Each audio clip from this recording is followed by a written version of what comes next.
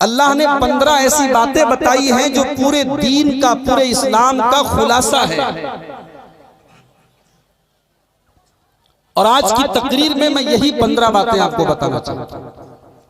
ये 15 बातें पूरी होंगी, मैं स्टेज छोड़ दूं। इन 15 बातों को अगर हमने समझ लिया, हम समझो पूरे दीन को समझ लिया। तो आप सुनेंगे इंशाअल्लाह। मजार को धोने के बाद जो पानी निकलता है, उस पानी को ड्रम और बर्तन में भर करके उसको तबर्रुक समझ करके लोग अपने साथ लेके जा रहे हैं। जो पानी इतना नजिस और नापाक है कि उस पानी से इस्तिंजा करना भी दुरुस्त न माना जाए, उस पानी को लोग तबर्रुक समझ करके पी रहे हैं। ये मुसलमान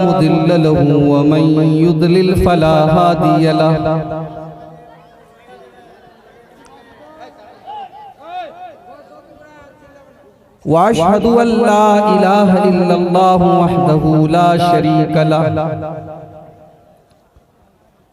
वअशहदु अन्ना मुहम्मदन अब्दुहु व रसूलुहु। या अय्युहल्लज़ीना आमनुत्तक़ुल्लाहा हक़्क़ तुक़ातिही व ला तमूतुन्ना इल्ला व अंतुम मुस्लिमून। या अय्युहन्नासु इत्तक़ू रब्बकुमुल्लज़ी ख़लक़कुम मिन नफ़्सिन वाहिदह व ख़लक़ मिन्हा ज़ौजहा व बत्थ मिन्हुमा रिजालन कसीरन व निसाअ वत्तक़ुल्लाहल्लज़ी तसाअलून बिही वल अरहाम इन्नल्लाहा काना अलैकुम रक़ीबा। या अय्युहल्लज़ीना आमनुत्तक़ुल्लाहा वक़ूलू क़ौलन सदीदा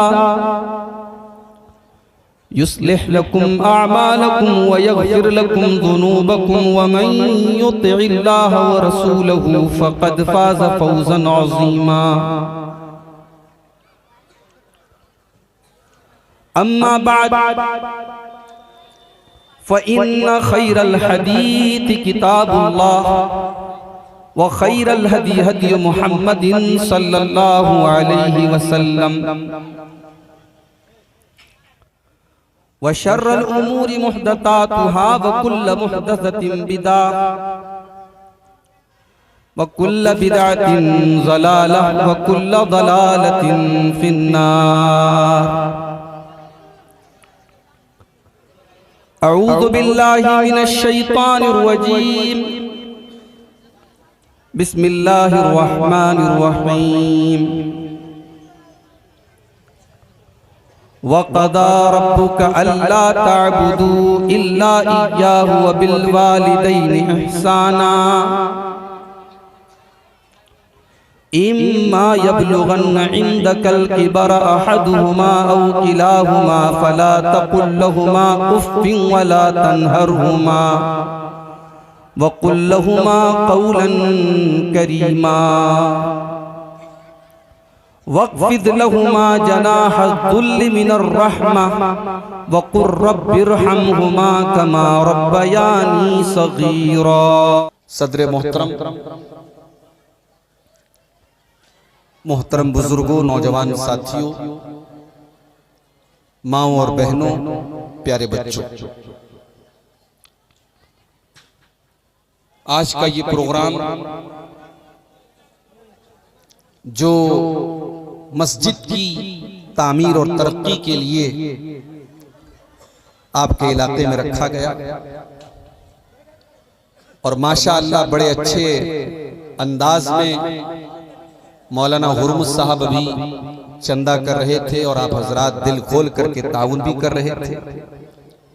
जिन लोगों ने इस मस्जिद में दान दिया है, चाहे वो रकम की शक्ल में, हमारी माओ बहनों ने भी मुख्तलिफ सामान की शक्ल में ताउन किया है, कुछ लोगों ने मटेरियल दिया है, सीमेंट और वगैरह वगैरह। अल्लाह ताला सबके चंदे को, सबके दान को अल्लाह ताला कबूल करे और मजीद जिन लोगों ने अभी तक हिस्सा नहीं लिया है, अल्लाह उनको भी इस कार्य खैर में, इस नेक काम में हिस्सा लेने की तौफीक अता फरमाए। मेरे भाइयों, मुझे ये अंदाजा नहीं था कि मेरी तकरीर इतने लास्ट में शुरू हुई। मैंने ये सोचा था 10 बजे, 10:15 बजे, 10:30 बजे तक तो मेरा नंबर आ ही जाएगा। काफी लेट 11 बजे के बाद नंबर आया है मेरा। और मौसम के गड़बड़ होने के बावजूद अल्हम्दुलिल्लाह पिंडाल के नीचे हमारे मर्द हजरात भी और हमारी माएँ बहनें भी बहुत अच्छी तादाद में आई हैं। अल्लाह ताला हम सब की इस हाजिरी को भी कबूल फरमाए और कहने और सुनने से ज्यादा हम सबको अमल करने की तौफीक अता फरमाए। मेरे भाइयों, मैंने आपके सामने कुरान मजीद के 15वें पारे की 2 आयतें पढ़ी। ये सूरह बनी इसराइल की आयत नंबर 23 और 24 मैंने आपके सामने पढ़ी। कुरान का 15वां पारा सूरह बनी इसराइल आयत नंबर 23 से लेकर के 39 तक, 23 से लेकर के 39 तक, तकरीबन 17 आयतें, 23 से लेकर 39 तक 17 आयतें। इन 17 आयतों में अल्लाह ताला ने 15 बड़ी कीमती नसीहतें हमें और आपको दी।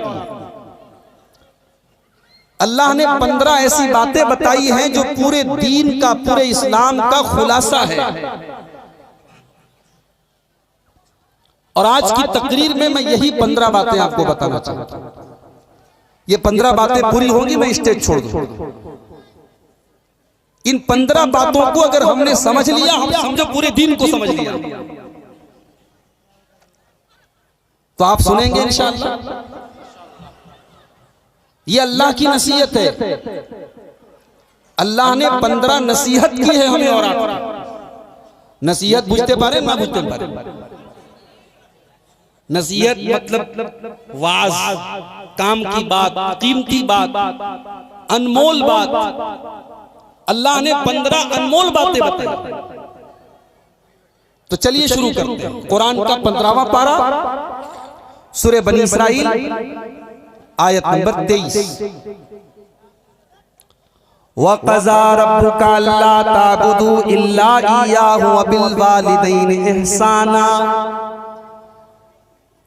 तुम्हारे परवरदिगार ने ये हुक्म दिया है, ये आदेश दिया है, ये ऑर्डर दिया है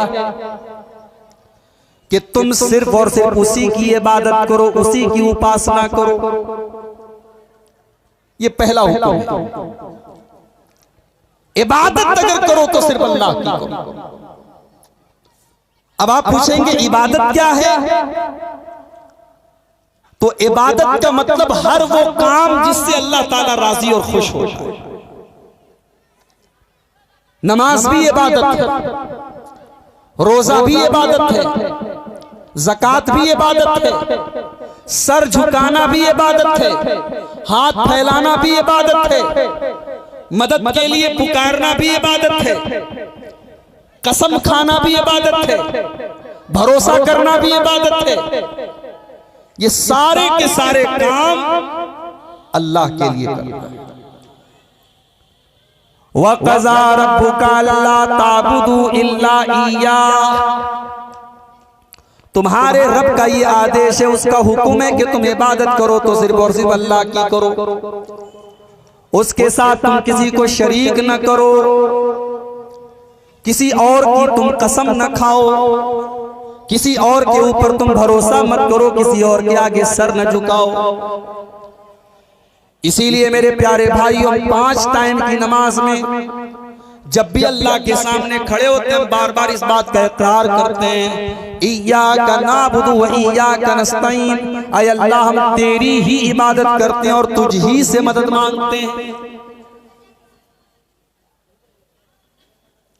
इबादत होगी तो अल्लाह की। अब आप कहेंगे मौलवी साहब, आपको हमको ये बताने की जरूरत नहीं, हम सब अहले हदीस लोग हैं, हम कब्र पे नहीं जाते, हम मजार पे नहीं जाते। बड़ी अच्छी बात है, मगर आपके कलिया चक में हमने ये हालात भी देखे हैं कि औरतें अपने बच्चों के बीमार होने पर उनके गले में तावीज पहनाती हैं। हमने ये भी देखा है बच्चे बीमार हो गए, नजर लग गई, अब नजर को दूर करने के लिए गलत तरीका, मुशरिकाना तरीका अपनाया जाता है, गले में धागा पहनाया जाता है। अगर शौहर बीवी से मोहब्बत नहीं करता तो बीवी किसी बाबा के पास जाती है और बाबा से धागा लेकर के बांधती है या शौहर को बांधती है। क्या ये शिर्क नहीं है मेरे भाई? अल्लाह के नबी फरमाते हैं इन्नर रुका वत्तमाइम वत्तिवलत शिर्कुन, हराम चीजों को पढ़ करके दम करना, जादू मंत्र को पढ़ करके दम करना और गले में तावीज लटकाना और मियां बीवी के बीच में मोहब्बत पैदा करने के लिए कोई धागा पहनना, ये तमाम की तमाम चीजें शिर्क हैं। ये शिर्क है और शिर्क इतना बड़ा गुनाह है कि अल्लाह ने कुरान में ऐलान कर दिया हम सारे गुनाहों को माफ कर देंगे मगर शिर्क को माफ नहीं करेंगे। इन्नल्लाह ला यगफिरु अन युशरक बिही व यगफिरु मा दून ज़ालिका लिमन यशा, अल्लाह ताला सारे पापों को तो माफ कर देगा मगर शिर्क को माफ नहीं करेगा। तो पहला हुक्म अल्लाह ताला यही दे रहा है व क़ज़ा रब्बुका अल्ला ताबुदू इल्ला इय्या, कि तुम इबादत करो तो सिर्फ और सिर्फ अल्लाह की करो, तुम अल्लाह के साथ किसी को शरीक न करो। आज हालात ये हैं, कितने मुसलमान ऐसे, अभी बनारस से एक प्रोग्राम के अंदर मैं जा रहा था अकबरपुर में, बनारस से 150 किलोमीटर दूर एक जगह है अकबरपुर, मैं वहां जा रहा हूं। अकबरपुर में एक बहुत बड़ी मजार है, बहुत बड़ा कब्र है, किसका? एक बहुत बड़े बाबा है, उनका नाम है हजरत मखदूम अशरफ साहब का मजार है। अल्लाह की कसम ट्रेन में मुसलमान औरतों और मर्दों को मैंने इतनी मोहब्बत और अकीदत के साथ उस मजार के लिए सफर करते हुए देखा, ऐसा लग रहा है ये हज करने के लिए जा रहे हैं, ये उम्रा करने के लिए जा रहे हैं। और वहां से जब लौटने लगा देखा मजार का जो मजार को धोने के बाद जो पानी निकलता है उस पानी को ड्रम और बर्तन में भर करके उसको तबर्रुक समझ करके लोग अपने साथ लेके जा रहे हैं। जो पानी इतना नजिस और नापाक है कि उस पानी से इस्तिंजा करना भी दुरुस्त न माना जाए, उस पानी को लोग तबर्रुक समझ करके पी रहे हैं। ये मुसलमान का अकीदा है। दुनिया का सबसे बड़ा पाप अगर कोई है तो शिर्क। अल्लाह ताला शिर्क को माफ नहीं करेगा। अल्लाह ने हमारी पेशानी को हमारी बॉडी में सबसे ऊंचाई पर रखा है। ये बॉडी का सबसे टॉप का हिस्सा है ये पेशानी, ये माथा। ये माथा अगर झुकना चाहिए तो अल्लाह की बारगाह में झुकना चाहिए। इसीलिए फरमाया इन्नहु मन युशरिक बिल्लाहि फक़द हर्रमल्लाहु अलैहिल जन्ना, जो अल्लाह के साथ शिर्क करेगा अल्लाह ने उसके लिए जन्नत को हराम कर दिया है। वो जन्नत में नहीं जा सकता जो शिर्क करके दुनिया से जाएगा। इतना बड़ा गुनाह है ये शिर्क करना। अल्लाह ताला अपने नबी से कहता है कि ऐ मेरे नबी लइन अशरकत लयहबतन्न अमलुका वलतकूनन्न मिनल खासिरीन। ऐ नबी अगर आपने भी शिर्क कर दिया तो आपके सारे के सारे अमाल बर्बाद हो जाएंगे, सारी नेकियां बर्बाद हो जाएंगी। जाहिर है अल्लाह के नबी शिर्क नहीं कर सकते, मगर अल्लाह ताला ने अपने नबी की उम्मत को समझाने के लिए अंदाज अपनाया है कि ऐ नबी अगर आप भी शिर्क कर देंगे तो आपके सारे अमल सारी नेकियां बर्बाद हो जाएंगी। तो अपने आप को हम और आप शिर्क से बचाएंगे। कभी कभी हम लोग बच्चों की कसम खा लेते हैं। मियां बीवी में झगड़ा हुआ, बीवी कहती मैं बच्चे की कसम खाती, या शौहर को कोई बात आ गई उसने बीवी के सर पे हाथ रख के कहा मैं तेरे सर की कसम खाता हूं। हराम है ये सारी चीजें, शिर्क है। अल्लाह के अलावा किसी और की कसम आप नहीं खा सकते। तो पहला काम क्या करना है? शिर्क नहीं करना है। ये बुनियाद है। समाज की और सोसाइटी की इस्लाह नहीं हो सकती जब तक हम और आप शिर्क से नहीं बचेंगे। एक चीज हो गई। नंबर 2, उसके बाद फरमाया रब्बुकुम आलमु बिमा फी नुफूसिकुम। मेरे बंदो अपने आप को बहुत पारसा न बनो, अपने आप को बहुत नेक मत जाहिर करो। तुम्हारे दिल के अंदर क्या है अल्लाह को खूब पता है। इन तकूनू सालिहीना फ इन्नहु काना लिल अव्वाबीन गफूरा। अगर तुम नेक हो, अगर तुम सच्चे हो तो अल्लाह ताला तो अपने नेक बंदों को माफ करने वाला है। अगर तुम्हारा दिल सही है तो अल्लाह को खूब पता है। तुम अपनी पारसाई का ऐलान न करो, अपने नेक होने का तुम ऐलान न करो। उसके बाद तीसरा हुक्म, बड़े गौर से सुनिएगा, 15 बातें आपके सामने बयान करूंगा। पहला हुक्म शिर्क मत करना, दूसरा हुक्म माँ बाप के साथ अच्छा सलूक करना। अब तीसरा हुक्म सुन लीजिए, व आतिज़ल कुर्बा हक़्क़हू वल मिस्कीन, और अपने रिश्तेदार को उसका हक दो, और गरीब इंसान को उसका हक दो, और मुसाफिर को उसका हक दो। हमारा कोई रिश्तेदार है, गरीब है, जरूरतमंद है, हम मस्जिद में तो 10,000 रुपया दे रहे हैं, हम मदरसे में 50,000 दे रहे हैं। हमारा रिश्तेदार है, गरीब है, उसके घर में चूल्हा नहीं जल रहा है, उसके बच्चे भूखे हैं, और हम ज़कात की रकम उसको नहीं दे रहे हैं। ये बहुत बड़ा जुल्म है मेरे। आपकी ज़कात का, आपके दान का, आपके सदका खैरात का सबसे पहला हकदार अगर आपके खानदान और रिश्तेदार में अगर कोई है तो वो है। सबसे पहले अपने रिश्तेदारों को तलाश करो, अपने खानदान वालों को तलाश करो। अगर कोई मदद का हकदार है तो पहले उसकी मदद करो। व आतिज़ल कुर्बा हक़्क़हू, अल्लाह फरमाता है रिश्तेदार को उसका हक दो। आज तो हमारी नौजवान नस्ल को पता ही नहीं है उसके खानदान के कौन कौन लोग।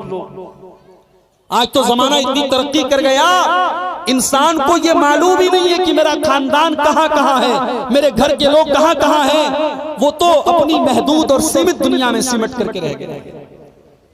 इसीलिए अल्लाह के नबी फरमाते हैं, तअल्लमू मिन अंसाबिकुम मा तसिलून बिही अरहामकुम, अपने रिश्तेदारों को पहचानने की कोशिश करो ताकि तुम उनके साथ रिश्ता जोड़ सको, उनके सुख दुख में काम आ सको। याद रखो कि जब तुम अपने रिश्तेदारों से रिश्ता जोड़ते हो, फ़इन्नहा महब्बतुन फिल अहली व मनसातुन फिल असरी, उससे खानदान में मोहब्बत पैदा होती है और माल में बरकत पैदा होती है। रिश्तेदारों के ऊपर खर्च करने से माल कम नहीं होता है। अपने रिश्तेदारों के ऊपर खर्च कीजिए, अपने सुख और दुख में उनको शामिल कीजिए। ये कुरान का हुक्म है। आज तो हमने रिश्ते तोड़ के बैठे हैं। हमारा भाई भाई से आज नाराज है। कितनी जगहों पर तो बाप बेटे से बात नहीं कर रहा है। कितने खानदान में रिश्ते आज हम तोड़ करके बैठे। और इतना ही नहीं, मरने के पहले हम वसीयत करके जाते हैं अपने बच्चों को कि फलां से तुम रिश्ता मत रखना, मैंने सारी जिंदगी रिश्ता तोड़ के रखा है, तू भी रिश्ता तोड़ के रखना।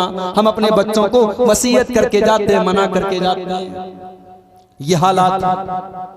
ओ लोगों, रिश्ता तोड़ने वाले मत बनो, रिश्ता जोड़ने वाले बनो।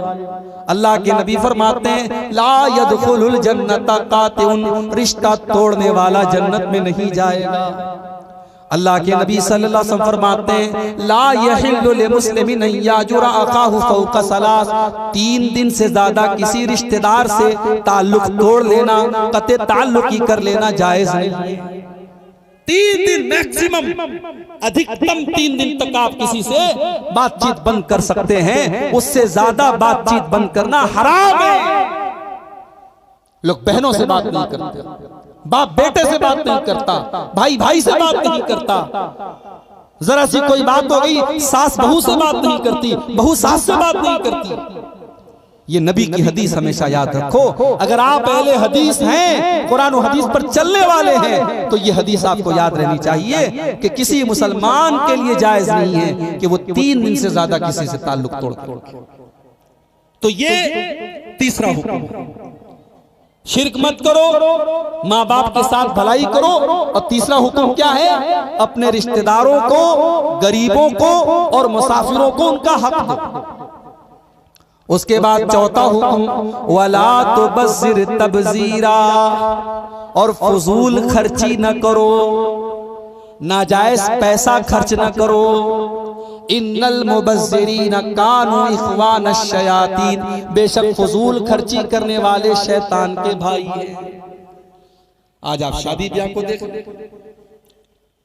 कलकत्ता के मटियापुर में शादी हुई, मुसलमान ने शादी की, अपनी बेटी को 2 किलो उसने सोना दिया, क्या फजूल खर्ची नहीं?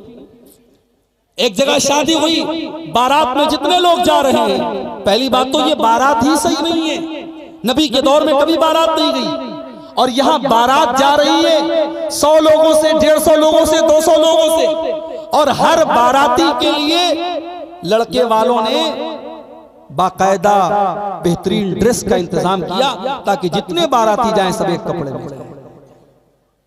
बनारस के करीब मऊ एक जगह है, अभी मऊ का एक वीडियो सामने आया, मुसलमान की शादी है, हाजी साहब दाढ़ी रखे हुए हैं, गोल टोपी लगाए हुए हैं, कुर्ता पायजामा पहने हुए हैं, जा रहे हैं, और जवान जवान लड़कियां गुलाब का फूल बरसा रही हैं, दोनों तरफ से गुलाब का फूल बरसा रहे हैं, और हाजी साहब बेचारे मुस्कुरा के बढ़ रहे हैं। मेरे भाइयों, अगर हमने इन रस्मों को नहीं तोड़ा तो आने वाले हालात क्या होंगे आप नहीं कुछ बता सकते। अभी के हालात ये हैं कि गरीब बाप के लिए अपनी लड़की की शादी करना दुनिया का सबसे मुश्किल काम है। आपके बिहार और बंगाल के कितने गांव हैं जहां लड़कियों की शादी करने वाला बाप जब तक पूरे गांव को दावत न खिला दे तब तक वो लड़की की शादी नहीं कर सकता। ये रस्म रिवाज हमने बनाए, ये कुरान ने नहीं बनाए, ये हदीस ने नहीं बनाए, ये नबी ने नहीं बनाए, ये हमने और आपने बनाए। इन फजूल खर्चियों से अपने आप को आजाद करो मेरे प्यारे साथियों। आज उम्मत की कितनी गरीब बेटियां हैं जिनके बाप के पास अपनी बेटी की शादी करने की ताकत नहीं है। कितने गरीब बच्चे हैं जो स्कूल में पढ़ना चाहते हैं, बहुत टैलेंटेड हैं, बहुत ज़हीन हैं, पढ़ाई में बहुत आगे, मगर बाप के पास उनकी फीस भरने का इंतजाम नहीं है। कितने बच्चे मदरसे में पढ़ते हैं, उनके बाप के पास उनके भेजने के लिए 100-200 रुपए महीने का इंतजाम नहीं है। कितनी मस्जिदों के इमाम हैं, 3-4 हजार रुपया उनकी तनख्वाह है, वो कैसे कैसे अपनी परिवार का, अपनी फैमिली का गुजारा करते हैं। और आज हम शादी ब्याह पे लाखों करोड़ों पानी की तरह बहा देते हैं। आज कितने गरीब भूखे रहते हैं और अमीरों की शादियों में लाखों रुपए का खाना डस्टबिन में फेंक दिया जाता है, कूड़ेदान में फेंक दिया जाता है। वो लोगों फजूल खर्ची न करो। अल्लाह फरमाता है इन्नल मुबज़्ज़िरीन कानू इख्वान शयातीन, फजूल खर्ची करने वाले शैतान के भाई। आपके यहां एक रस्म और पता चला, शादी में वकील बनाया जाता है। ये वकील तो बना सकते हैं, हमारे यहां भी वकील बनाया जाता है, मगर वकील कौन बनेगा? या तो बाप खुद वकील बने या बाप अपने घर के किसी फर्द को बना दे। मिसाल के तौर पर लड़की का मामू है, लड़की का चाचा है, लड़की का फूफा है, कोई करीबी रिश्तेदार है, उसको वकील बना दे। और वकील का काम बस इतना है कि निकाह के मौके पर उसकी सिग्नेचर होगी और वो लड़की वालों की तरफ से गवाह के तौर पे उसमें शामिल होगी। मुझे पता लगा आपके यहाँ वकील जो होता है साहब, वो तो उसकी बड़ी अहमियत होती है। जो वकील बन गया, लड़का ससुर के घर दावत बाद में खाने जाएगा, वकील के घर पहले जाएगा। ससुर को सलाम बाद में करेगा, वकील को पहले करेगा। माफ कीजिए, ये रस्म हमने और आपने बनाई है। इस्लाम के अंदर इस रस्म की कोई हैसियत नहीं।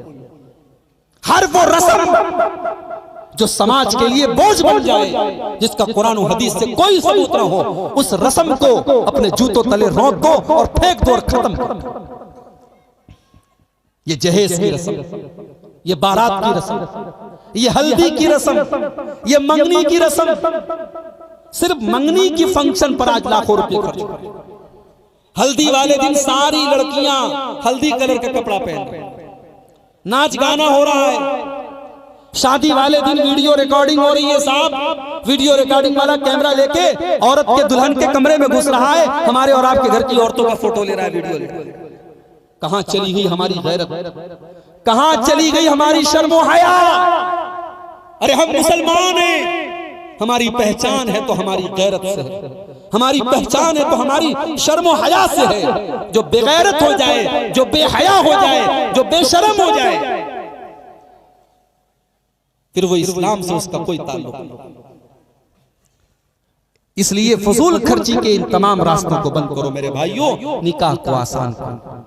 और आगे अभी बात आएगी, इन 15 बातों में एक बात यह भी है कि जिना के करीब मत जाओ। उस पर हम बात करेंगे कि जिना के करीब जाने से अल्लाह ने मना किया है। कौन कौन सी चीजें हैं जिसकी वजह से आज समाज में जिना हो रहा है, अभी बात आगे आ रही है, हम बता रहे हैं उसके बारे में। तो पहला हुक्म है शिर्क मत करो। दूसरा हुक्म माँ बाप के साथ अच्छा सलूक करो। तीसरा हुक्म रिश्तेदारों के साथ, गरीबों के साथ और मुसाफिरों को के साथ उनको उनका हक दो। और चौथा हुक्म फजूल खर्ची न करो, बेशक फजूल खर्ची करने वाले शैतान के भाई। वकान शैतान लिरब्बिही कफूरा, और शैतान अपने रब का बहुत बड़ा नाशुक्रा है। तुम नाशुक्रे मत बनो। तुमको अल्लाह ने दौलत से नवाजा है, पैसे से नवाजा है, सही जगह अपना माल खर्च करो, इसलिए कि कयामत के दिन माल का भी हिसाब देना पड़ेगा। 5 सवालों का जवाब अब्दुल गफ्फार साहब को भी देना पड़ेगा, सभापति साहब को भी देना पड़ेगा, आपको भी देना पड़ेगा, मुझको भी देना पड़ेगा। 5 सवाल का जवाब दिए बगैर हम हिल नहीं सकते कयामत के दिन। उन 5 सवालों में एक सवाल ये भी होगा, वअन मालिही मिन ऐन इक्तसबहु व फीमा अनफक़हु। मेरे बंदे, हमने तुझको माल दिया था, तूने माल कहां से कमाया और कहां पर तूने खर्च किया। माल का हिसाब देना पड़ेगा। उसके बाद अगला हुक्म, व इम्मा तुरिज़न्नाहुम इब्तिगा रहमतिन मिर रब्बिका तरजूहा फकुल लहुम क़ौलन मैसूरा। अगर तुम्हारे दरवाजे पर कोई मांगने वाला आया, कोई फकीर आया, कोई साइल आया और तुम्हें उसको देने के लायक पैसा नहीं है, ताकत नहीं है, तो तुम नरमी के साथ, प्रेम के साथ, मोहब्बत के साथ मीठी बोली बोल करके उसको विदा कर दो। तुम्हारे दर पर, तुम्हारे दरवाजे पर अगर कोई मांगने वाला आया है तो उसको डांट कर, फटकार कर, जलील करके तुम्हें भेजने का अधिकार नहीं है। तुम्हें उसको लौटाना भी है तो प्यार और मोहब्बत के साथ। आज तो हम लोग दान भी करते हैं तो एहसान जता के करते हैं। गरीब को कंबल बांट रहे हैं तो फोटो खींच रहे हैं उसका। रमजान के महीने में किसी को राशन की किट दे रहे हैं तो पहले फोटो लेते, वीडियो बनाते, उसके अखबार में फोटो आता है, फेसबुक पर फोटो आता है, तब बेचारे की मदद करते हैं। पहले के दौर में कहावत थी, नेकी कर दरिया में डाल। अब कहावत बदल गई, अब नेकी कर फेसबुक पर डाल, नेकी कर यूट्यूब पर डाल, नेकी कर सोशल मीडिया पर डाल, नेकी कर अखबार में डाल। आज ये हालात हो गए मेरे भाई। तो किसी गरीब को जलील मत करो, उसकी भी एक इज्जत है, उसका भी एक आत्मसम्मान है। अगर किसी गरीब की मदद कर रहे हो तो चुपके से मदद करो, और मदद नहीं कर सकते हो तो कम से कम मीठी बोली बोलो, उसको जलील मत करो। वइम्मा तुरिज़न्नाहुम इब्तिगा रहमतिन मिर रब्बिका तरजूहा फकुल लहुम क़ौलन मैसूरा। किसी गरीब को देने के लायक अगर तुम्हारे पास ताकत नहीं है, पैसा नहीं है, धन दौलत नहीं है, तो तुम अच्छी बात बोल करके उसको विदा कर दो। ये हो गई 5वीं बात। 6ठी बात, वला तजअल यदक मग़लूलतन इला उनुकिका वला तबसुतहा कुल्लल बस्ति फतक़उद मलूमन महसूरा। और ऐ मेरे बंदो, बहुत कंजूस भी मत बनो, बहुत सखी भी मत बनो। इतने कंजूस मत बनो कि बीवी बच्चों का हक मारने लगो, और इतने सखी भी न बनो कि दान तो कर रहे हो, चंदा तो दे रहे हो, घर में खाने को नहीं है, बीवी के पास ढंग के कपड़े नहीं है, तुम्हें अल्लाह ने बहुत नवाजा है, तुम मस्जिदों में दे रहे हो, मदरसों में दे रहे हो, लेकिन बीवी बच्चों की जायज जरूरतों को पूरा नहीं कर रहे हो। अल्लाह ने कहा बीच का रास्ता निकालो, अपने हाथ को अपनी गर्दन से बिल्कुल मिला मत दो, और बिल्कुल अपना हाथ खोल भी मत दो, यानी कंजूस भी मत बनो और बहुत सखी भी मत बनो। दरमियान का रास्ता अपनाओ, बीच का रास्ता अपनाओ। जानते हो, बीवी बच्चों के ऊपर खर्च करने पर भी सवाब मिलता है। हमारी माए बहनें हैं ना, वो डिमांड करती रहती है। एक मौली साहब के पास एक आदमी आया, जब बोला मौली साहब मेरी बीवी कह रही है कि सास ससुर की सेवा करना इस्लाम में कहीं नहीं लिखा है, कुरान में कहीं पर भी नहीं लिखा है कि सास की सेवा करो, ससुर की सेवा करो। अगर कहीं लिखा है दिखा दीजिए, मैं सास की भी खिदमत करूंगी, ससुर की भी करूंगी, और जब नहीं लिखा है तो मैं नहीं करूंगा। तो मौलवी साहब के पास वो आदमी आया, उसने कहा मौलवी साहब मेरी बीवी ऐसा ऐसा कह रही है। मौलवी साहब ने कहा बीवी तो बिल्कुल सही कह रही है, कहीं नहीं लिखा है कुरान में, कहीं हदीस में नहीं लिखा है कि सास की खिदमत करना और ससुर की खिदमत करना ये बहू का हक है। लेकिन अपनी बीवी को जाकर ये भी बता दो कि कुरान और हदीस में ये भी नहीं लिखा है कि बीवी को सोने की चूड़ी पहनाई जाए, बीवी को 2000 की बनारसी साड़ी पहनाई जाए, बीवी को हर महीने अच्छा नया कपड़ा दिलाया जाए, नई चप्पल दिलाई जाए। बीवी से जाके कह दो कुरान में कहीं नहीं लिखा है कि बीवी को शॉपिंग कराई जाए और बीवी को एक से एक कपड़ा दिलाया जाए। ये तमाम चीजें हक नहीं है, मगर शौहर करता है क्योंकि उसे बीवी से मोहब्बत है। इसी तरीके से अगर बीवी को अपने शौहर से मोहब्बत है तो जिस तरीके से शौहर का ख्याल रखती है, शौहर के माँ बाप का भी ख्याल रखे, शौहर के माँ बाप को अपने माँ बाप समझे। तो आज ये उल्टा मामला हो रहा है, लोग अपने बीवी बच्चों पर भी खर्च नहीं करते। अल्लाह के नबी फरमाते हैं तुम अल्लाह ताला को खुश करने के लिए जो भी खर्च करोगे तुम्हें सवाब मिलेगा। हत्तल लुक़मत तज़उहा फी इमराती का, यहाँ तक कि तुम अपनी बीवी के मुंह में जो लुकमा डालोगे उसका भी तुमको सवाब मिलेगा। बीवी को आप जो खाना खिला रहे हैं, बच्चों को जो खाना खिला रहे हैं, बच्चों को स्कूल में पढ़ा रहे हैं, उनकी तालीम पर खर्च कर रहे हैं, इस पर भी आपको सवाब मिलेगा अगर आप जायज तरीके से पैसा कमा रहे हैं और जायज तरीके से पैसा खर्च कर रहे हैं। तो ये पांचवी चीज हो गई। अल्लाह ने फरमाया कि कंजूसी मत करो और हद से ज्यादा सखावत का रास्ता मत अपनाओ, बीच का रास्ता। अब यहां पर एक सवाल पैदा हुआ कि ऐ अल्लाह, बहुत सारे लोगों को हम देखते हैं कि बहुत नेक है, बहुत मुत्तकी हैं, परहेजगार है, पांचों टाइम के नमाजी हैं, लेकिन बहुत गरीब है, छोटा सा घर है, बड़ी मुश्किल से अपने परिवार का पेट पालते हैं, और दूसरी तरफ बहुत बेईमान इंसान है, बहुत गुनहगार है, शराबी है, बदकार है, लेकिन पूरे कलियाचक में उससे बड़ा अमीर और मालदार कोई नहीं है। ऐ अल्लाह, ये बात हमें समझ में नहीं आई कि तुझको जो पांचों टाइम का नमाज पढ़ता है, तेरी बारगाह में सर झुकाता है, वो तो गरीब है, और जो तेरा नाफरमान है वो बहुत अमीर है। ये बात समझ में नहीं आती। अल्लाह ने इसका भी जवाब दिया, इन्न रब्बक यबसुतुर रिज़्क़ लिमन यशाउ मिन इबादिही व यक़दिर, तुम्हारा रब जिसके लिए चाहता है रोजी को खोल देता है और जिसके लिए चाहता है रोजी को तंग कर देता है,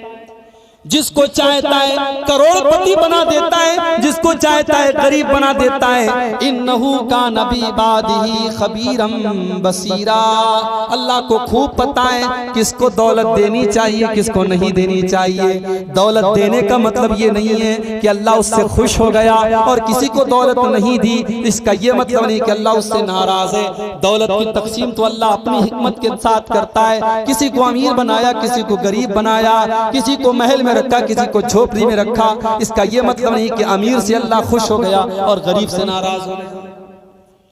उसके बाद बड़े गौर से सुनिएगा, छठी चीज, वला तक़तुलू औलादकुम खशियत इमलाक, और ऐ ईमान वालों, अपनी औलाद को तुम कत्ल न करना, अपनी औलाद की हत्या न करना, फाका कशी के डर से, इस डर से कि तुम्हारी औलाद कल क्या खाएगी, उसको खाना कैसे नसीब होगा, इस डर से अपनी औलाद को कत्ल न करना। इन कत्लहुम नहनु नर्ज़ुकुहुम व इय्याकुम, तुम्हारी औलाद को भी रोजी हम देते हैं और तुमको भी रोजी हम देते हैं। इन कत्लहुम कान खितान कबीरा, औलाद को कत्ल करना बहुत बड़ा गुनाह है। अल्लाह के नबी जब दुनिया में आए तो अरब के अंदर कुछ कबीले ऐसे भी थे जहां लड़कियों को पैदा होने के बाद मार डाला जाता था, लड़कियों को, औरतों को पैदा होने के बाद जमीन में गाड़ दिया जाता था, और यही डर सताता था लोगों को कि ये लड़की कल बड़ी होगी, इसकी शादी करनी पड़ेगी, इस पर पैसा खर्च करना पड़ेगा, लड़का होगा तो कमा के लाएगा, लड़की के ऊपर तो खर्च करना पड़ेगा। यही सोच थी, वो लड़कियों को पैदा होने के बाद जमीन में गाड़ देते थे। 1400 साल गुजर गए, इंसान आज बहुत तरक्की कर गया, चांद पर पहुंच गया, रॉकेटों की सैर करने लगा, जमाना बहुत तरक्की कर गया, मगर लड़कियों के मुतालिक जो सोच थी वो आज भी नहीं बदली। 1400 साल पहले भी लड़कियों को कत्ल कर दिया जाता था और आज भी लड़कियों को कत्ल कर दिया जाता है। मेरे प्यारे भाइयों, 1400 साल पहले पैदा होने के बाद मारा जाता था और आज पैदा होने भी नहीं दिया जाता। माँ के पेट में बच्चा होता है और अल्ट्रासाउंड करा करके ये चेक कर लिया जाता है। अगर माँ के पेट में लड़की है तो माँ के पेट में उसको खत्म कर दिया जाता है, उसका एबॉर्शन कर दिया जाता है, उसको नष्ट कर दिया जाता है, उसको एबॉर्शन के जरिए उसके बदन के टुकड़े टुकड़े कर दिए जाते हैं। आप जाकर के YouTube के ऊपर वीडियो देख लीजिए मेरे भाइयों, जब एबॉर्शन होता है उस मासूम बच्चे को कैसे माँ के पेट में उसकी बोटी बोटी काटी जाती है, कैसे उसके टुकड़े टुकड़े किए जाते हैं। अरे उस मासूम का क्या कसूर है, उसको दुनिया में आने के पहले ही तुमने मार दिया। औलाद का कत्ल आज भी हो रहा है। आज भी अस्पतालों के बाहर डस्टबिन में और कूड़ेदान में आपको मासूम बच्चियों की लाश मिल जाएगी। पैदा होने के बाद उनको डस्टबिन में डाल दिया गया और फेंक दिया गया। आज की इस मॉडर्न दुनिया में, इस पढ़ी लिखी दुनिया में, इस सिविल दुनिया में, इस तहजीब याफ्ता दुनिया में ये हो रहा है। वला तक़्तुलू औलादकुम खशियत इमलाक, पेट के डर से अपनी औलाद को कत्ल न करो। तुमको भी रोजी हम देते हैं, तुम्हारी औलाद को भी रोजी हम देते हैं। तुम ये मत समझो कि अपने बच्चों को तुम खिलाते हो। नहीं नहीं, 2013 में मेरी शादी हुई और 2014 में मेरी पहली बेटी सुंदुस हुई। मैं अपना वाक़या आपको बता रहा हूं, सच्चा वाक़या। 2013 में जब मेरी शादी हुई, मैंने महसूस किया कि मेरी जो आमदनी है, मेरी जो रोजी रोटी है, शादी के बाद अल्लाह ताला ने उसमें और बरकत दी। जब मेरी शादी हुई, मेरी बीवी की तकदीर भी मेरे साथ जुड़ गई। अल्लाह ने मेरी बीवी के हिस्से की रोजी भी मुझको। और 2014 में जब मेरी पहली बच्ची होती है, मैंने महसूस किया कि मेरी रोजी में और बरकत हुई, इसलिए कि अब एक बेटी की तकदीर भी मेरे साथ हुई।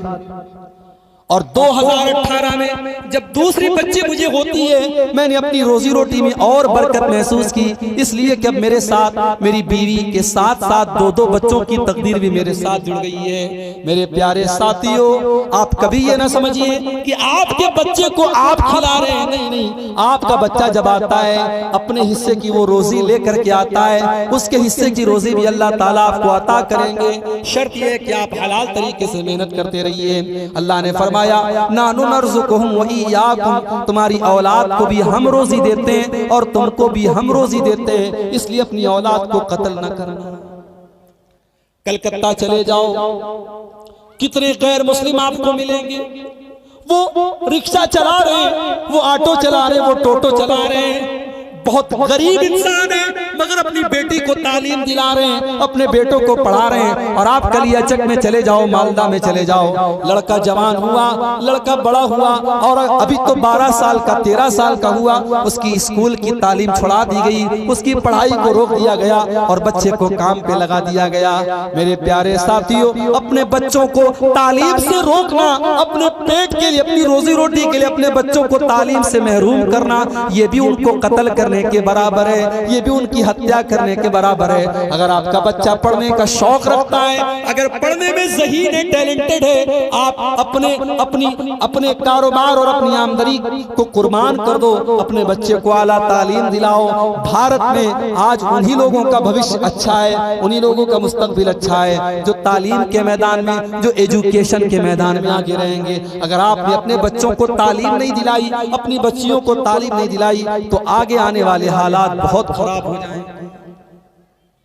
अपनी औलाद को कत्ल मत करो, अपनी औलाद की तालीम और तरबियत से महरूम करना भी उनको कत्ल करने के बराबर है। तो ये हो गई छठी चीज कि अपनी औलाद को कत्ल मत करो, औलाद का कत्ल करना बहुत बड़ा गुनाह है।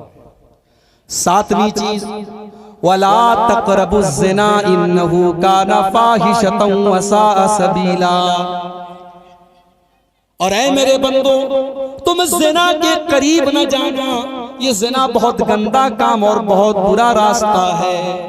मेरी प्यारी माँ बहनों, बड़े अदब के साथ, बड़े प्रेम के साथ, बड़ी मोहब्बत के साथ आपसे कहना चाहूंगा कि आज आपके बंगाल में जो पर्दे का हाल है वो बहुत बुरा है। और हालात ये है कि आपके गांव में और आपके मोहल्ले में अगर कोई लड़की नकाब में निकलती है तो आज उसको अजीब नजर से देखा जाता है कि ये नकाब वाली लड़की कहां से। आज हालात ये है, बेपर्दगी का आलम यह है बंगाल के अंदर कि पर्दा करने वाली आज उसको अजीब नजरों से देखा जा रहा है कि ये पर्दा करने वाली लड़की कहां से आ गई।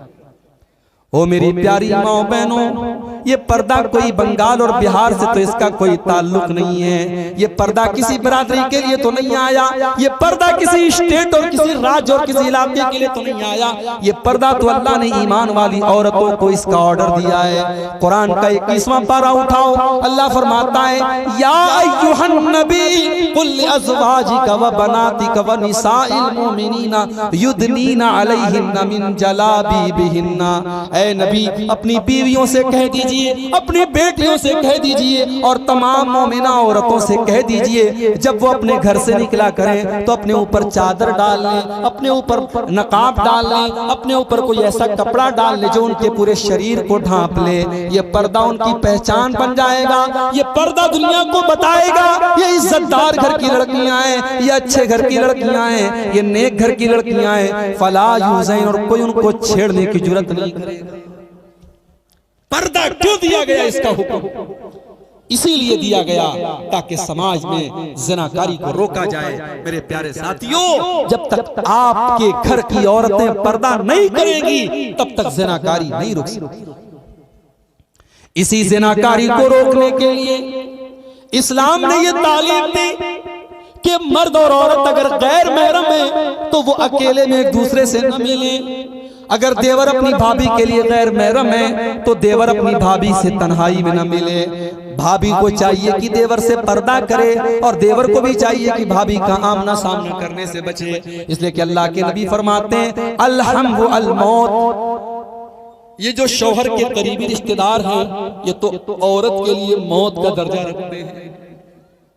जीजा अपनी साली के लिए और देवर अपनी भाभी के लिए मौत का दर्जा रखता है, इसलिए कि ये वो रिश्ते होते हैं इसमें आमतौर से बड़ी लापरवाही होती है। साली अपने जीजा के साथ बाइक पर बैठ के सैर कर रही है, भाभी देवर के साथ बाइक पर और कार में बैठ के जा रही है। इन रिश्तों में ज्यादा लापरवाही होती है, और जब लापरवाही होती है तो फिर गुनाह का काम होता है, बदकारी होती है। और जब बदकारी होती है तो जाहिर है दुनिया में सजा मिले न मिले, आखिरत में वो मौत की सजा है। मेरे प्यारे साथियों, इस ज़िना को रोकने के लिए इस्लाम ने ये तालीम दी। यहां तक अल्लाह के नबी ने फरमाया ला तुसाफिरन इम्रातुन इल्ला व माहाजु महरम, औरत सफर न करे मगर कोई महरम रिश्तेदार साथ में हो। बगैर महरम के औरत सफर न करे। यहां तक फरमाया कि हज और उम्रा का सफर भी बगैर महरम की औरत न करे। ये सारी तालीमात क्यों बताई गई? ताकि ज़िना का समाज से वजूद खत्म हो जाए। मगर आज ज़िना हो रहा है और इस कदर हो रहा है, शादी करने के लिए लाख 2 लाख की जरूरत है और ज़िना करने के लिए 1000-500 रुपये का। कोई बस्ती ऐसी नहीं, कोई शहर ऐसा नहीं, कोई गांव ऐसा नहीं जहां आज मुसलमान लड़के और लड़कियां इस गलत काम में मुलव्विस न हो। मेरे प्यारे भाइयों, अगर ज़िना को रोकना है आप निकाह को आसान कीजिए, लड़के लड़कियों की सही टाइम पर शादी कर दीजिए और रस्मों रिवाज से अपने आप को दूर कीजिए। दीनदार घर का रिश्ता मिल जाए तो जल्दी से निकाह कर दीजिए। अल्लाह के नबी फरमाते हैं इज़ा खतबा इलैकुम मिम्मन तरज़ौन दीनहु व खुल्क़हु फज़व्विजूहु, जब तुम्हारी लड़की के लिए कोई अच्छा रिश्ता मिल जाए तो जल्दी से अपनी लड़की की शादी उससे कर दो। अगर ऐसा नहीं करोगे, अगर तुम ऐसा नहीं करोगे तकुन फितनतुन फिल अर्ज़ि व फ़सादुन अरीज़, तो जमीन के अंदर बहुत सारा फितना फैल जाएगा और फसाद फैल जाएगा।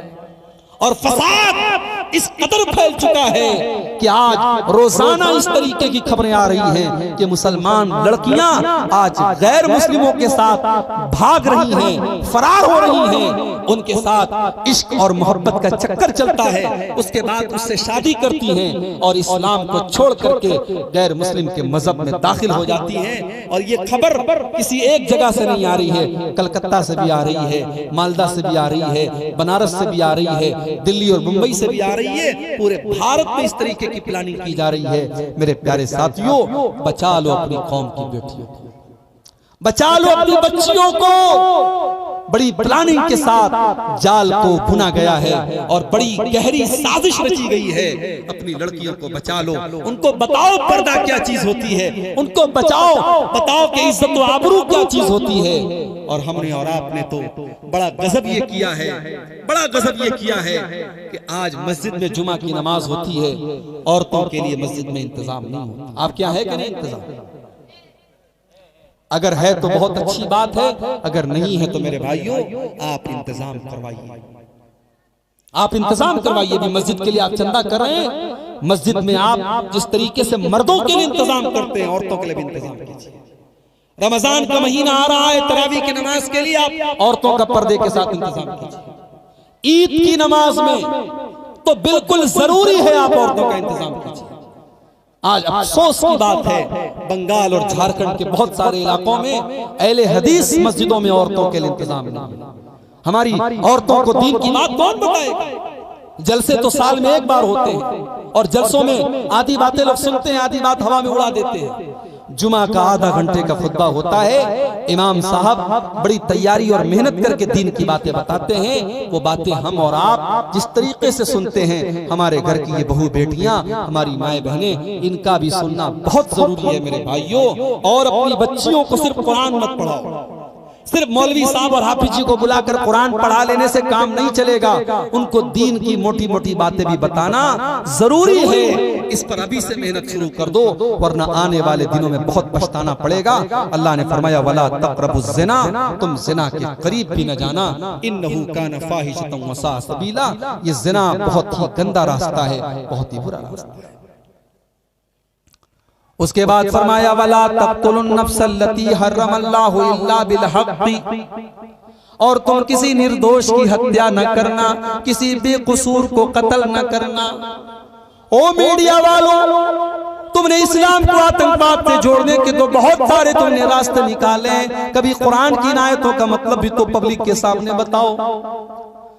इस्लाम अगर आतंकवाद का मजहब होता, इस्लाम अगर दहशतगर्दी की तालीम देता, तो कुरान की आयतों का क्या मतलब है? अल्लाह कह रहा है वला तक़्तुलुन नफ्सल्लती हर्रमल्लाहु इल्ला बिल हक़्क़ि, जिसको कत्ल करने का आदेश अल्लाह ताला ने नहीं दिया है। किसी निर्दोष, किसी बेकसूर की हत्या करने की इजाजत नहीं है।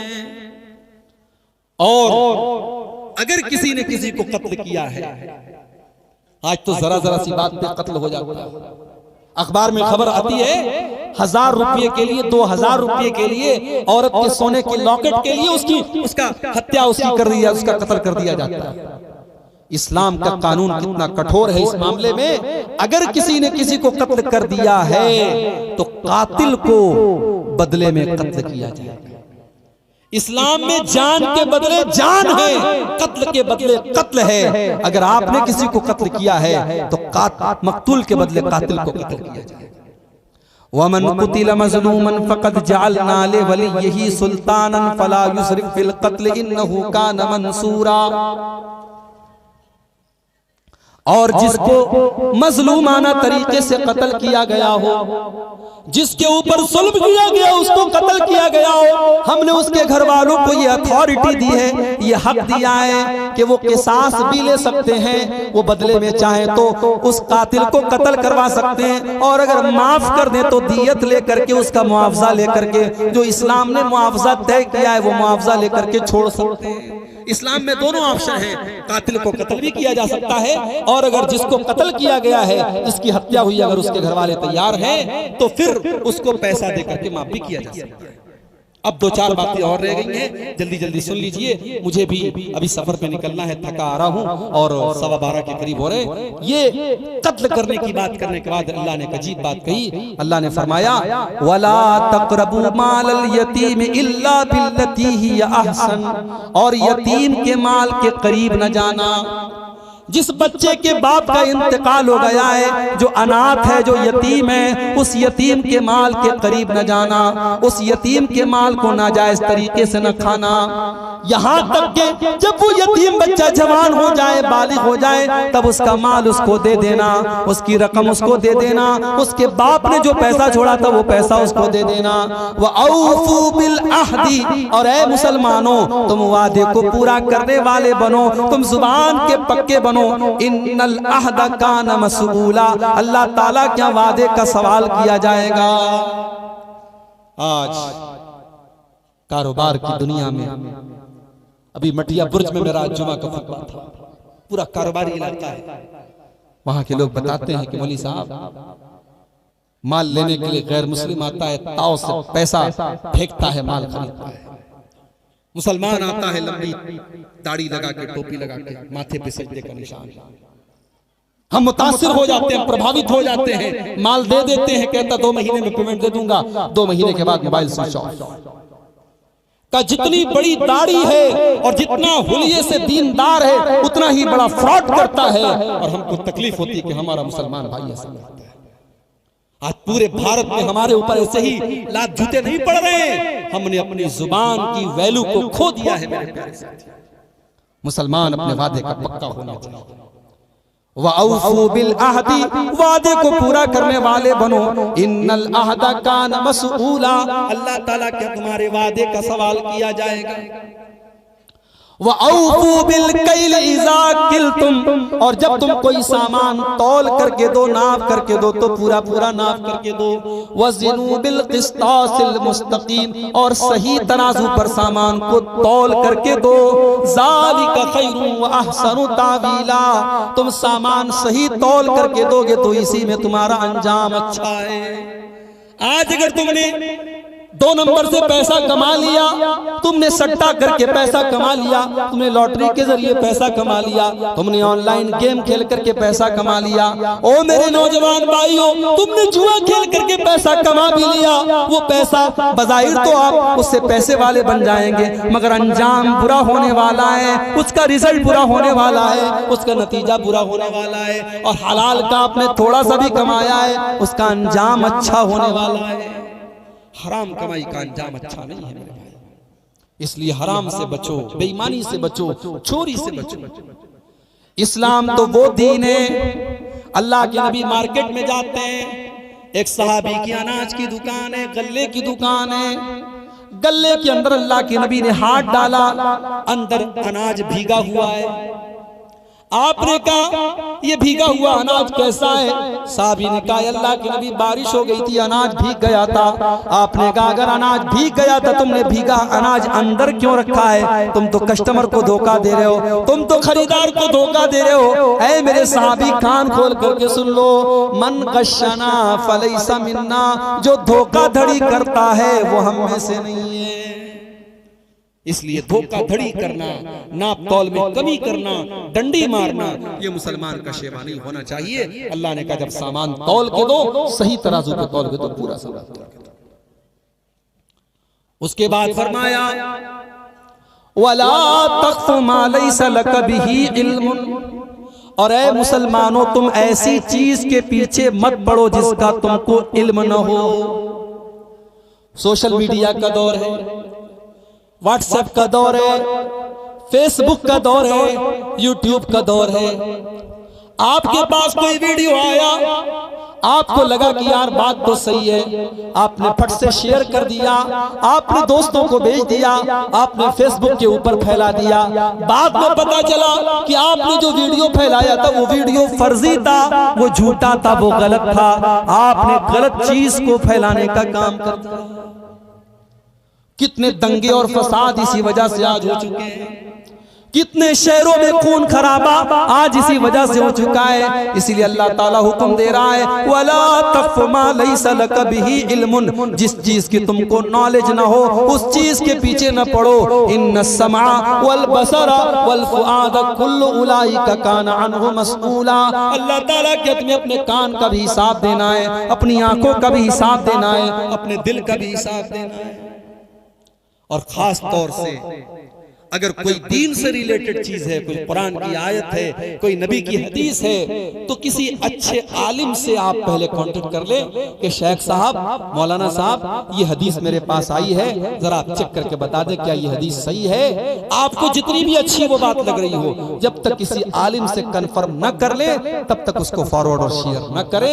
और यूट्यूब पर हर तकरीर करने वाला और हर बयान करने वाला उसकी लच्छेदार बातें और उसकी मीठी बातों में ना आए, पहले पता कर लें वो आलिम सही है कि नहीं है, वो स्कॉलर सही है कि नहीं है, उसका अकीदा सही है कि नहीं है, उसका मनहज सही है कि नहीं है, उसके बाद ही उसकी वीडियो को आगे बढ़ाइए। ये उसूल याद रखिए। अल्लाह ने फरमाया कि जिस चीज की तुम्हें नॉलेज ना हो उसके पीछे मत जाओ। अब उसके बाद 14वीं चीज, वला तमशी फिल अर्ज़ि मराहा, और ऐ मुसलमानों तुम जमीन में अकड़ करके न चलना, तकब्बुर न करना, घमंड न करना। इन्नका लन तखरिकल अर्ज़ वलन तबलुगल जिबाल तूला। ऐ इंसान तू तकब्बुर करता है, तू घमंड करता है, न तो तू जमीन को फाड़ सकता है, न तू पहाड़ के ऊपर चढ़ सकता है। तुझे घमंड करना ज़ेब नहीं देता, तुझे तकब्बुर करना ज़ेब नहीं देता, तू तकब्बुर न कर, तू घमंड न कर। घमंड मत करो। अल्लाह को घमंड पसंद नहीं, न पैसे का घमंड, न ताकत का घमंड, न इल्म का घमंड, तकब्बुर मत करो। अब उसके बाद 15वीं चीज, अल्लाह ने ये 14 चीजें बयान करके फरमाया, कुल्लु ज़ालिका कान सय्युहु इंद रब्बिका मकरूहा। ऐ मेरे बंदो, ये जितनी बातें बयान की गई, ये सारी की सारी बातों में जो बुरी बातें हैं वो तुम्हारे रब को बहुत नापसंद है। ज़ालिका मिम्मा औहा इलैका रब्बुका मिनल हिक्मा, ये अल्लाह ताला हिकमत की बातें अपने नबी को बता रहा है। फला तजअल मअल्लाहि इलाहन आखर फतुल्का फी जहन्नम मलूमम मदहूरा। और 15वीं नसीहत अल्लाह ताला ये कर रहा है कि ऐ मेरे नबी और ऐ मेरे नबी के मानने वालों, तुम अल्लाह के साथ किसी को शरीक न करना, वरना तुम जलील करके जहन्नम में डाल दिए जाओ। पहली चीज भी शिर्क से मना किया और 15वीं चीज भी शिर्क से मना किया। पता ये चला कि अगर आपको इस्लाहे मुआशरा करना है, समाज के अंदर सुधार करना है, समाज को सही बनाना है, तो सबसे पहले समाज का अकीदा सही करना पड़ेगा। आप तो अहले हदीस है माशाअल्लाह, क्या पूछना है साहब? मां अहले हदीस हैं दगारा न शनासे, हम अहले हदीस हैं, हम दगा नहीं जानते। अरे कहे कि अहले हदीस हैं, अहले हदीस होने के बावजूद अगर आज तक हमारी मस्जिद में जुमा के दिन 2 अज़ान हो रही है, तो फिर हमें और आपको अपने आप को अहले हदीस नहीं कहना चाहिए। जब हमारे सामने हमारे नबी का उसवा मौजूद है, हमारे नबी का नमूना मौजूद है कि नबी के दौर में 1 अज़ान होती थी, उस्मान गनी रजी अल्लाह अन्हु के दौर में 2 अज़ान हुई थी, एक खास मकसद के तहत हुई थी। आज उसकी जरूरत भी नहीं है, लाउड स्पीकर का काम है, पूरे मोहल्ले में सबको पता चल जाएगा। आज अगर 2 अज़ान हो रही है तो मेरे भाइयों, इसका मतलब कि कहीं ना कहीं कुरान और हदीस पर अमल करने के मामले में हम और आप पीछे। इसी तरीके से मुझे यहाँ के कुछ भाइयों ने बताया कि फर्ज नमाज के बाद इज्तिमाई दुआ नहीं होती है, लेकिन कुछ लोग बड़ी तकलीफ में रहते हैं, मौलवी साहब थोड़ा दुआ करा दीजिए। यकीनन आप दुआ कर सकते हैं। दुआ नमाज पढ़ने के बाद अगर आपको अल्लाह से कुछ मांगना है, आपका पर्सनल मैटर है, आपका जाती मामला है, आप अल्लाह से मांग सकते हैं दुआ, कोई मसला नहीं। मगर 2 बात याद रखिए, एक होती है इज्तिमाई दुआ। इमाम साहब ने हाथ उठाया, सब लोगों ने हाथ उठाया, इमाम साहब दुआ कर रहे हैं, बाकी सब लोग आमीन कह रहे हैं। ये जो शक्ल है फर्ज नमाज के बाद, ये शक्ल साबित नहीं है नबी से। इज्तिमाई दुआ का सबूत नहीं मिलता। अगर इज्तिमाई दुआ आप कर रहे हैं तो आप गलत काम कर रहे हैं, सुन्नत से इसका कोई सबूत नहीं मिलता। इनफरादी तौर पर अलग अलग अगर आप करना चाहें कर सकते हैं, जरूरी नहीं है। अगर आप ये समझते हैं कि साहब नमाज पढ़ा और दुआ नहीं किया, दुआ मांगना जरूरी है, ऐसा कोई मसला नहीं। आप मांगना चाहे मांग सकते हैं, इज्तिमाई नहीं मांगना है, जरूरी समझ कर नहीं मांगना। इसी तरीके से मैयत का ऐलान मस्जिदों में होता है, हमारे बनारस में भी होता है, कर सकते हैं, मगर ऐलान को ऐलान ही रहने दिया जाए। लाउड स्पीकर का दौर है भाई साहब। मोहल्ले में किसी का इंतकाल हुआ, आपने एक बार ऐलान कर दिया, काफी। बगैर लाउड स्पीकर के सलाम फेरने के बाद इमाम साहब ने अगर बता दिया कि फला साहब का इंतकाल हो गया है, असर के बाद मिट्टी है, आप लोग शामिल हो जाइए, वो भी काफी। लेकिन जो अल्लाह के नबी ने मना किया है, जो दौरे जाहिलियत का एक तरीका था, जिसको अरबी में नई बोलते हैं, कि बार बार मरने वाले का नाम लेकर के ऐलान किया जा रहा है, आज वो शक्ल हमारी मस्जिदों में जो राइज हो रही है वो मुनासिब नहीं है। एक दो बार आपने यानी लोगों को खबर करने की हद तक बता दिया काफी है, लेकिन बार बार मैयत का नाम लेकर के ऐलान करना ये मुनासिब नहीं है। तो मेरे भाइयों, हम और आप कुरान और हदीस पर पक्के चलने वाले बने, हमारा ओढ़ना बिछौना कुरान और सुन्नत हो। अल्लाह से दुआ है अल्लाह ताला हम सबको इसकी तौफीक अता फरमाए। ये 15 बातें जो बयान की गई हैं, अल्लाह ताला उन पर सब पर हमको अमल करने की तौफीक अता फरमाए। मौसम की बेइतदाली के बावजूद आप हजरात अभी तक बड़े सब्र सुकून के साथ बैठे रहे। अल्लाह आप सबके जमा होने को, हम सबके जमा होने को कबूल फरमाए। अल्लाह कहने सुनने से ज्यादा अमल की तौफीक अता फरमाए। जब तक हम दुनिया में जिंदा रहें, इस्लाम पर जिंदा रहें, और हम सबका खात्मा ईमान पर हुआ। आमीन। व आखिर दावाना अल्हम्दुलिल्लाहि रब्बिल आलमीन। अस्सलामु अलैकुम।